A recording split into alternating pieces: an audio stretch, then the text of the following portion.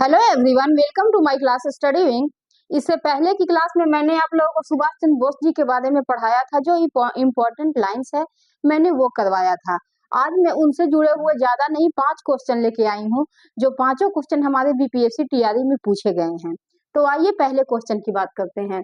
21 अक्टूबर 1943 को किस स्थान पर सुभाष चंद्र बोस ने स्वतंत्र भारत की अनंतिम सरकार का गठन किया? ये मैंने अपने प्रीवियस क्लास में आप लोगों को बताया था। और ये जो है बीपीएससी टीआरई 3.0 के एसएसटी में पूछा गया है 6 to 8 में। तो आइए जानते हैं, मैं फिर से इसको एक बार एक्सप्लेन करती हूँ।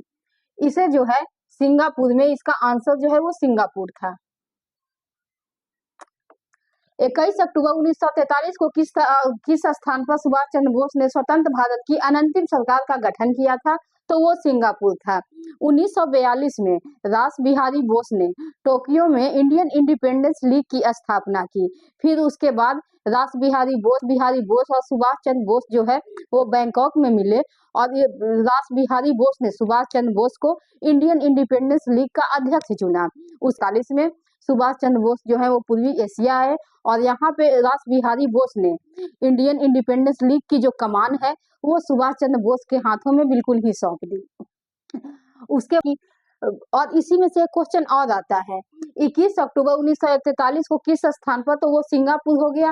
और यही अनंतिम सरकार का जो गठन किया था, तो इसका मकसद था भारत से ब्रिटिश शासन को हटाना। इसे ही आजाद हिंद फौज के नाम से भी जानते हैं। तो कभी कभी एग्जाम में ये भी क्वेश्चन हो जाता आता है कि आजाद हिंद फौज के नाम से किसे जानते हैं? तो यही जो अनंतिम सरकार का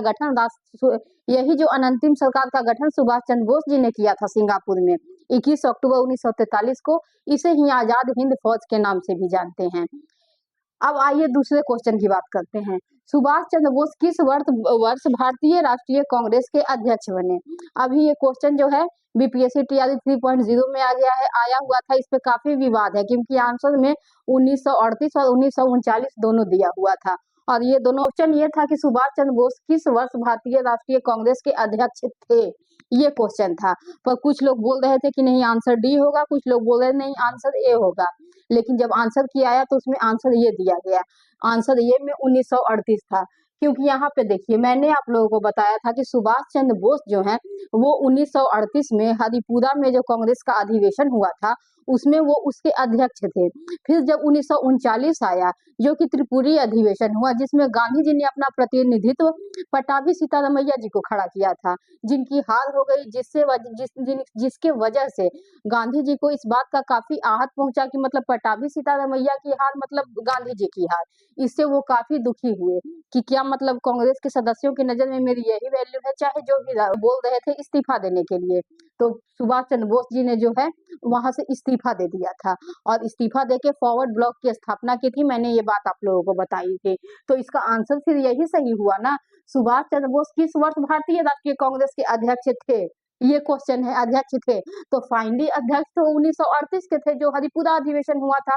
त्रिपुरी अधिवेशन में तो उन्होंने त्रिपुरी अधिवेशन जो हुआ तो उन्होंने वो अध्यक्ष बने, पर वो अध्यक्ष बन के रहे कहाँ, उन्होंने तो इस्तीफा दे दिया। तो इसका आंसर जो है 1938 सही हुआ था। वही बात करते हैं सुभाष चंद्र जी को नेताजी किसने कहा था?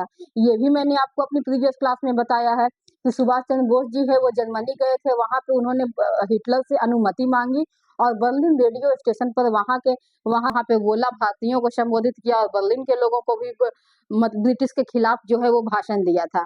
तो वही की जनता ने सुभाष चंद्र बोस जी को नेताजी का टैग दिया था।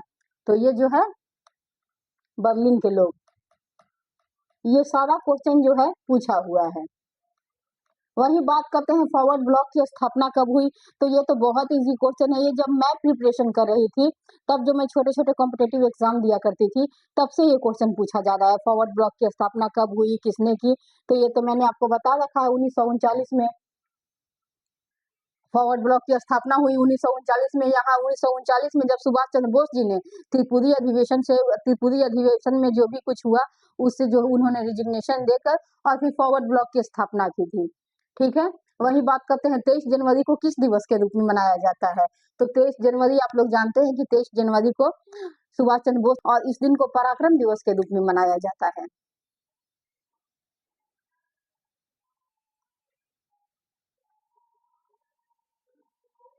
पराक्रम दिवस। 23 जनवरी को सुभाष चंद्र बोस जी का जन्म हुआ था और इस दिन को पराक्रम दिवस के रूप में मनाया जाता है। Thank you.